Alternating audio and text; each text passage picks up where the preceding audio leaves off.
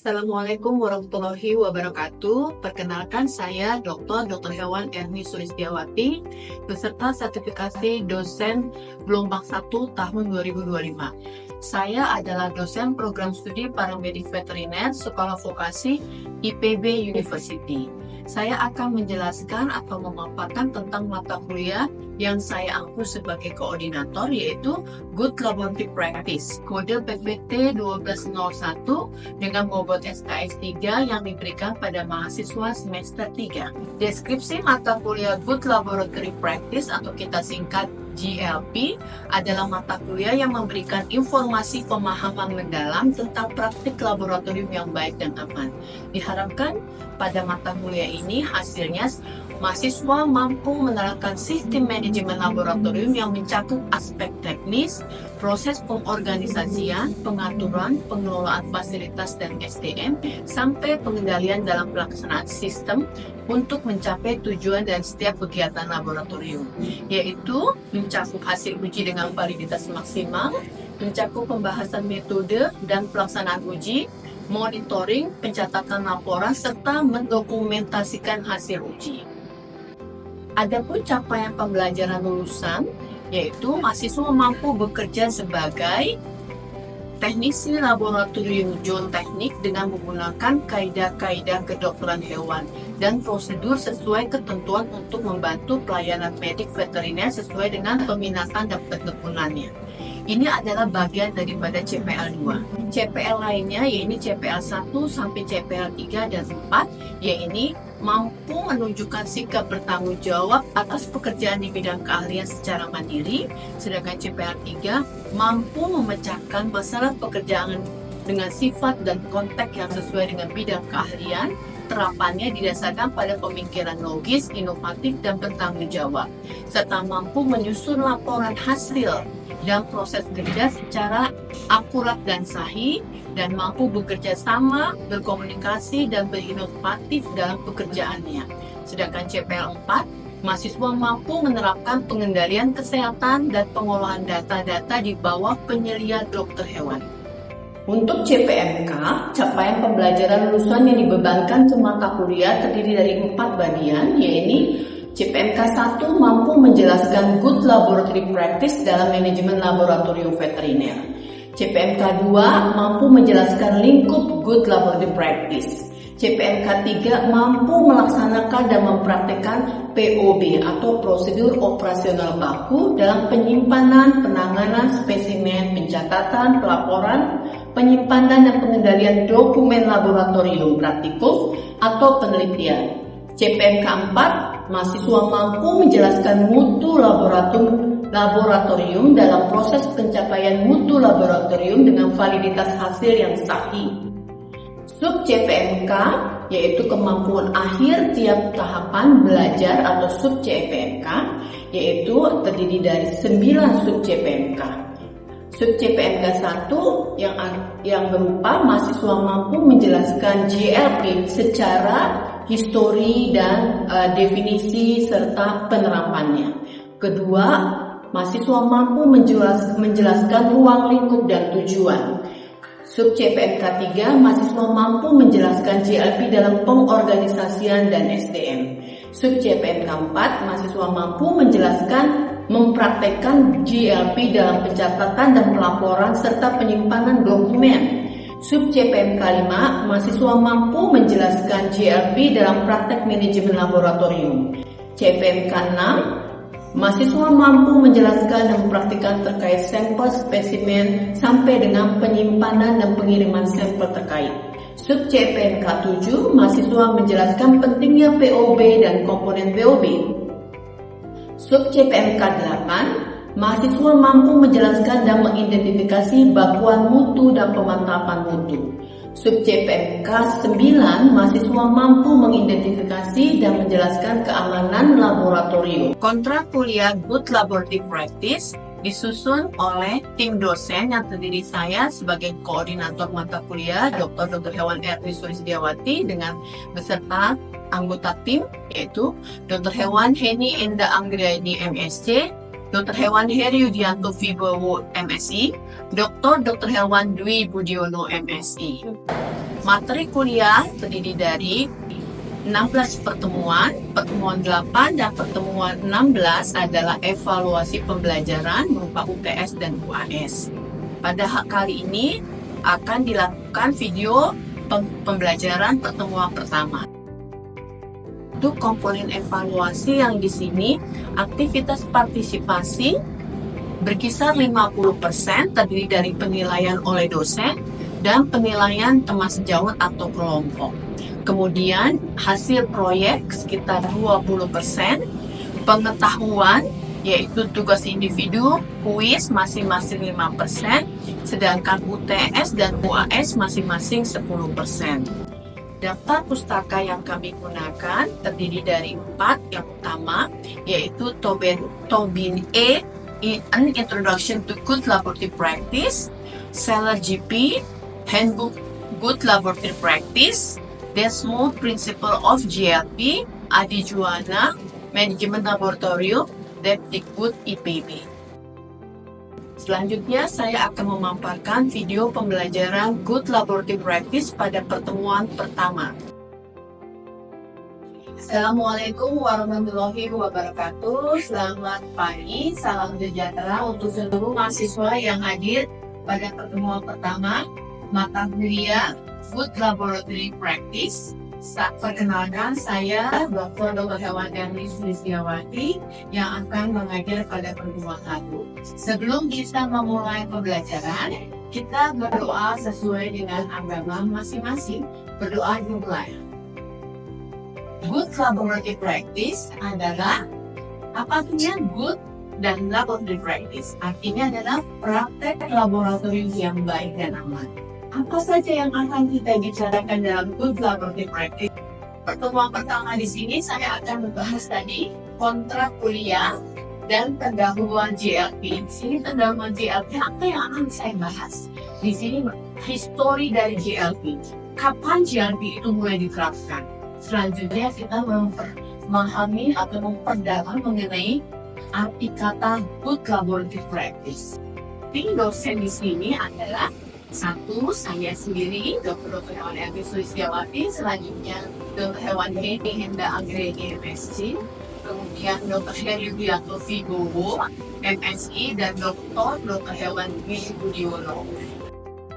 Pertemuan pertama di sini saya akan membahas tadi kontrak kuliah dan pendahuluan GLP. Di sini pendahuluan GLP apa yang akan saya bahas? Di sini histori dari GLP. Kapan GLP itu mulai diterapkan? Selanjutnya kita memahami atau memperdalam mengenai arti kata Good Laboratory Practice, ya. Dan kemudian 13 pertemuan selanjutnya disertai dengan pertemuan evaluasi, pertemuan pada 8 dan 16. Apa sih sebenarnya Good Laboratory Practice? Yaitu adalah mahasiswa di sini akan menerapkan atau mempelajari sistem manajemen laboratorium yang mencakup aspek teknis dan proses pengorganisasian, pengaturan dan pengelolaan fasilitas dan sumber daya manusianya sampai pengendaliannya agar dapat mencapai tujuan dari setiap kegiatan laboratorium dengan hasil maksimal. Hasil maksimal itu bagaimana ya mencapai hasil laboratorium untuk maksimal? Tentunya metode yang digunakan dalam pemeriksaan dan pelaksanaan analisis serta monitoring, metode pencatatan laporan serta kondisi sarana prasarananya harus juga maksimal. Jadi komponen-komponen daripada pilar daripada GLP harus diperhatikan. Komponen evaluasi. Pada pertemuan 1, saya akan mengevaluasi mengenai tugas individual atau tugas mandiri yang bernilai 5%. Tetapi selebihnya seperti telah dijelaskan sebelumnya, yaitu mengenai aktivitas partisipasi cukup besar persentasenya. Jadi kalian harus hati-hati, yaitu penilaian dosen berkisar 30%, penilaian dari teman atau teman sejawat itu sekitar 20%, dan selebihnya adalah pengetahuan mengenai tugas individual, kuis, evaluasi dan hasil proyek ya. Masing-masing persentasenya terlihat di sini. Hasil proyek seperti apa dok ya? Hasil proyek itu sekitar 20%. Nanti kamu membuat bagaimana prosedur operasional baku, sejarah perkembangan laboratory practice, penerapan awal pada tahun 1972 ya di Selandia Baru dan di Denmark ya. Bayangkan kalau sama kalian tidak ada pengetahuan tentang good laboratory practice.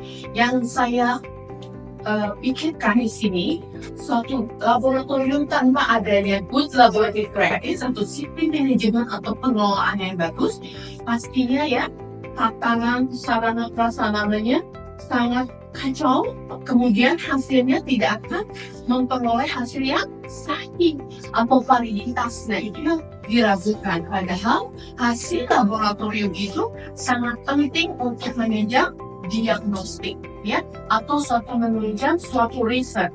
Jadi kalian nanti pada mata kuliah good laboratory practice ini, salah satunya sesuai dengan profil lulusan kalian. Profil apa? Program studi paramedik veteriner, di mana Anda bisa menjadi siapa? Supervisor laboratorium, menjadi apa? Kontrol kualitas, kemudian menjadi apa? Analis, dan yang terakhir bisa menjadi paramedis. Oke, kemudian pengakuan internasional yaitu telah ditetapkan oleh Organisasi untuk Kerjasama dan Pembangunan Ekonomi, kemudian memainkan peran penting dalam penentuan GLP secara internasional. Penerapan di berbagai bidang, tentunya sudah kita tahu ya bahwa GLP itu dapat diterapkan di segala bidang. Misalnya bidang farmasi, yaitu kemudian bidang apa lagi? Laboratorium. Laboratorium itu sangat luas. Ada laboratorium mikrobiologi, ada laboratorium klinik, terus ada laboratorium research, dan laboratorium pendidikan, dan masih banyak lagi. Jadi good laboratory practice sangat penting untuk kalian pahami, dan sangat penting untuk kalian aplikasikan. Definisi GLP sudah dari yang tadi kita bicarakan. Yang paling penting adalah sepakat prinsip dalam pelaksanaan kerja laboratorium yang harus direncanakan. Nah itu bahkan kita perlu TOB, harus direncanakan, kemudian dilakukan secara benar, dimonitor dan dicatat. Dan yang terakhir dalam GLP atau dalam pembuatan POB, laporan itu harus diarsipkan, didokumentasikan dengan benar, karena hanya diinformasikan pada orang-orang yang berwenang. Good laboratory ini ya seperti tadi sudah dijelaskan kembali ya di sini. Jadi tadi saya tekankan laboratorium mana saja yang paling penting dalam penerapan GLP. Semua laboratorium, terutama bukan berarti laboratorium diagnostik tidak penting, tetapi laboratorium riset juga kalian jangan sampai lupa. Riset itu apa? Melakukan suatu uji-uji yang berkaitan dengan hewan model ya, berkaitan dengan analisis kimia dan sebagainya. Kalian harus ingat, yaitu ada pilar-pilar good laboratory practice. Ada 5. 1. Pengorganisasian, personalia, fasilitas dan peralatan. 3. SOP. 4. Dokumentasi.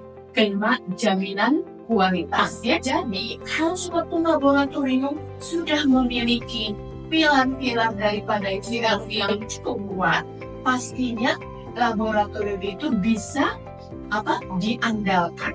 Artinya bisa diandalkan validitas hasilnya sahih.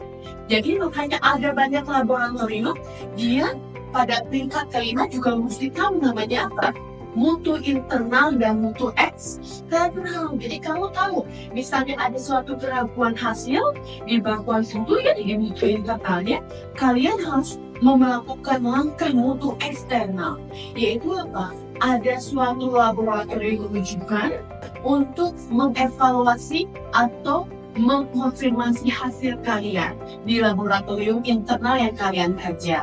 Jadi kalian itu diberi pemahaman bagaimana sih kalau hasil ini kok kayaknya ragu-ragu ya, mestinya kenapa? Makanya pada pertemuan pada pilar kedua, pilar-pilar GLP itu fasilitas dan peralatan harus apa? Dievaluasi, dimonitoring, pencatatan kalibrasi, servisnya kapan ya, itu perlu diingat sehingga pembentukan suatu laboratorium itu memberikan hasil yang maksimal ya. Jalur mencakup struktur organisasi laboratorium, tanggung jawab personal dan kualifikasi staf.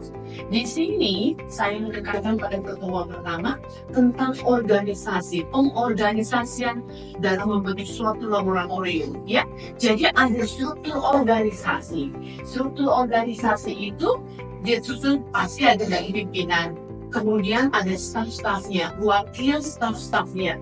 Nah, staf-stafnya itu terdiri dari sumber daya manusia. Nah, sumber daya manusia itu memerlukan apa? Pendidikan berkelanjutan. Selain dari hasil daripada waktu lulusan atau sarjana apa, nah kalian juga harus mendapatkan pelatihan untuk mengupdate ilmu-ilmu kalian. Jadi kalau kalian tidak ada pelatihan dalam 1 tahun pertama, mungkin kalau kalian bekerja sebagai probation ya, atau sebagai suatu masih dalam training. Tapi kalau sudah 1 tahun, Anda akan di-upgrade ilmunya. Nah, atau Anda meng-upgrade sendiri ilmunya agar apa? Edukasi kalian menjadi lebih dalam dan lebih luas. Struktur organisasi itu kan tadi sedikit ada wakil. Kami dibagi lagi per bidang. Per bidang itu aja apa? Ada bidang analis, ada bidang pengadaan, ya, dan sebagainya. Setiap staf dalam bidang-bidang tertentu itu membutuhkan pelatihan berkelanjutan atau kita sebut CE atau update daripada ilmunya ya. Nah, dengan demikian maka suatu pengorganisasian suatu laboratorium itu berhasil, berarti teknik pengelolaannya cukup bagus. Tentunya peringkat daripada laboratorium berkaitan akan meningkat secara sendirinya.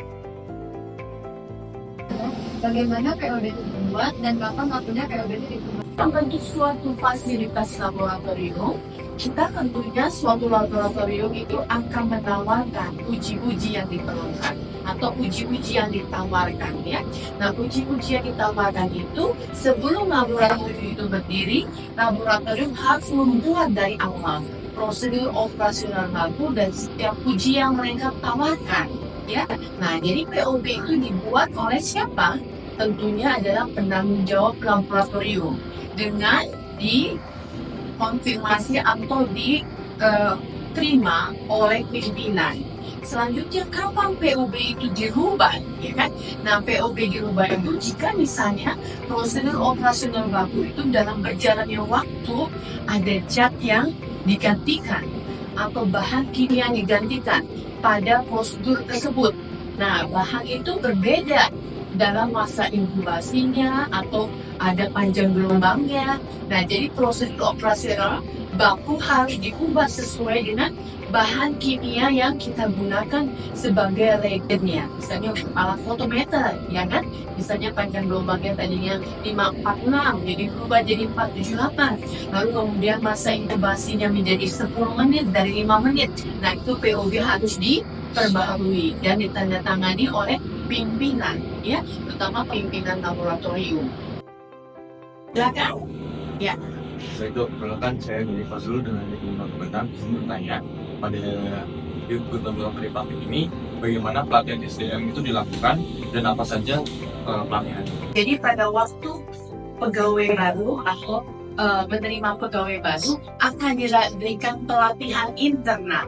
Ya, jadi yang kita kenal namanya ada tergantung 3 bulan, 6 bulan atau 1 tahun. Ya, itu namanya pelatihan untuk SDM. Tetapi itu kita sebut namanya training atau pelatihan internal laboratorium. Ya, nah setelah 1 tahun kalian dilihat untuk kemajuannya, daya tangkap, daya kerja, ya, kinerjanya tentunya. Nah itu akan diberikan informasi ke kalian bahwa oh ya ini memasuki tahun kedua. Nah jadi Anda akan mendapat pelatihan dari luar ya. Sebaiknya seperti itu, sebagusnya. Jadi Anda akan menerima wawasan baru mengenai apa ilmu yang kalian terima sebelumnya di laboratorium terkait, ya. Misalnya Anda bisa melakukan tentang RT-PCR. Sedangkan PCR di dalam laboratorium tersebut sudah ada. Berarti kalian perlu mempelajari pelatihan lebih lanjut yang terkait dengan jenis PCR baru seperti itu, ya. RT-PCR atau kita belajar lagi Western blot. Nah, itu pelatihan berkelanjutan untuk staf laboratorium. Nah, kapan itu diberikan? Ya setelah 1 tahun, ya. Kalau pelatihan keluar dari laboratorium. Tapi kalau pelatihan internal itu biasanya diberikan sejak dia menjadi pegawai pada laboratorium tersebut, ya. Kalau saya juga dengan Bang Mas terima pertanyaannya, bagaimana kualifikasi SDM yang diperlukan dalam GLP dan apa saja job description-nya? Ya, menjawab pertanyaan berkaitan tentang kualifikasi sumber daya manusia pada laboratorium, kita perlu melihat lagi laboratorium yang kalian bekerja itu laboratorium apa, ya, jenis laboratoriumnya apa. Dalam arti misalnya laboratorium diagnostik, tapi diagnostik itu ada mikrobiologi, ada laboratorium klinis atau patologi klinik. Nah, ada laboratorium kultur bakteri, ya kan. Tetapi ada juga namanya laboratorium pendidikan. Jadi bagaimana sih kualifikasi yang diterima SDM itu? Kalian jika mau melamar suatu pekerjaan, kalian harus lihat dulu laboratorium apa yang kira-kira kalian sudah terima pembelajarannya di kampus. Misalnya seperti sekarang kalian sudah mendapat mata kuliah laboratorium klinik atau kita kenal namanya patologi klinik. Oh, berarti Anda bisa mendaftar atau melamar ke laboratorium diagnostik pada poli-poli hewan atau pada laboratorium seperti Prodia. Itu bisa nggak, Dok? Bisa di manusia karena dasar daripada laboratorium kliniknya sudah diberikan seperti itu. Lalu kalau misalnya, saya mau belajar tentang laboratorium nuklir, itu kan ya. Tapi kan maksudnya mau melamar laboratorium nuklir, tapi kamu nggak dapat hal ini di kampus, berarti jangan melakukan hal tersebut karena kualifikasi SDM-nya akan dilihat nih si pelamarnya.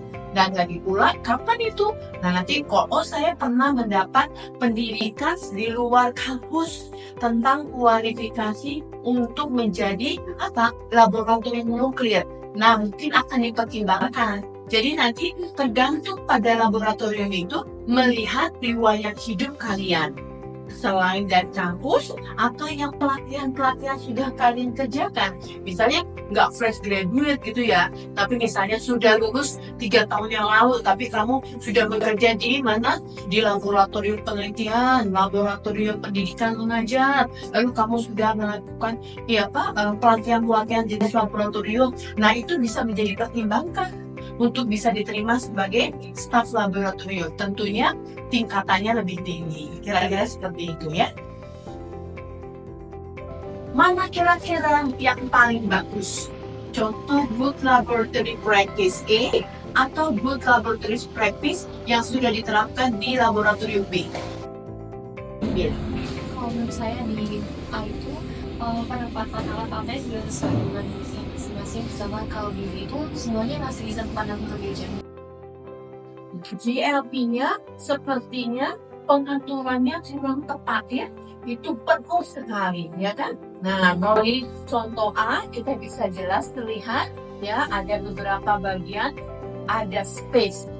Jangan lupa, kamu harus ingat antar alat untuk suatu uji itu kamu harus tidak boleh menyatukan, contohnya centrifuge dengan alat analisis darah, centrifuge dengan PCR, nggak boleh satu meja karena itu memberikan getaran yang bisa mengganggu, ya. Nah, kalau kita di contoh A itu sudah cukup tertata, ya. Sedangkan di contoh laboratorium B itu seperti menumpuk gitu, ya. Nah, tentunya akan mempengaruhi alat atau mesin yang beroperasi. Jadi, yang saya harapkan CPL pada pertemuan satu ini ya kalian bisa nanti menjadi apa? Lulusan sebagai teknisi laboratorium geometrik yang menggunakan kaidah kedokteran hewan dan prosedur sesuai dengan ketentuan untuk membantu pelayanan medis. Jadi CPL 2 diharapkan dapat dicapai pada pertemuan 1 pemahamannya, ya. Dan selanjutnya ini sesuai dengan profil lulusan. Ingat, profil lulusan kalian apa? Program studi paramedik veteriner, ya. Jadi ini hanya sebagian daripada daftar pustaka yang menjadi acuan untuk mata kuliah Good Laboratory Practice. Jadi maksudnya bagaimana dok? Kalau kamu mau lihat laboratorium klinis atau laboratorium patologi, tidak berarti kamu tahu lebih dalam tentang laboratorium klinik, ya. Good Laboratory Practice, laboratorium klinik seperti itu, ya. Itu jadinya GLP kamu ketahui sebagai landasan dasar dalam pengelolaan apa? Suatu laboratorium. Tugas mandiri, ya. Tugas mandiri seperti yang kamu lihat, sebutkan arti manajemen dalam suatu laboratorium. Kedua, uraikan komponen suatu laboratorium secara umum. Komponen laboratorium. Nah, jelaskan arti keberhasilan dari suatu komponen GLP. Komponen tadi kan pilar, ya. Nah, jelaskan apa keberhasilannya, ya kan? Nah, itu nanti dikumpulkan minggu depan atau kita diskusikan minggu depan. Kira-kira seperti itu. Cukup kita akhiri pertemuan pertama mata kuliah Good Laboratory Practice. Terima kasih atas perhatiannya. Mohon maaf jika ada kekurangan dalam penjelasannya. Wassalamualaikum warahmatullahi wabarakatuh.